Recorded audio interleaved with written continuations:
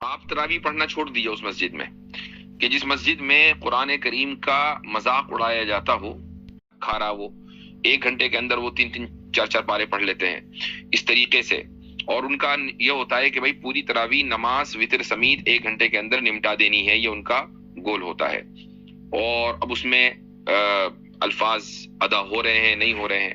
تو اگر یہ بات ہے تو پھر ایسی جگہ تو تراویح پڑھنا جائز نہیں ہے۔ میں تو یہ کہتا ہوں کہ ایسے حافظ کو کان پکڑ کے مسجد سے نکال دینا چاہیے۔ لیکن ایسے حافظوں کو تراویح پڑھانے کی جرت ہوتی کیوں ہے؟ یہ اس لیے جرت ہوتی ہے چونکہ پبلک ایسے ہی حافظوں کو چاہتی ہے، اور ان کو یہ معلوم نہیں ہے کہ بجائے اس کے کہ آپ ثواب کی امید اللہ تعالیٰ سے لگائیں، گناہ مل رہا ہے آپ کی اس حرکت کی وجہ سے، کہ ایک تو یہ کہ قرآن کی توہین ہو رہی ہے، اوپر سے آپ ایسی مسجدوں میں جا رہے ہیں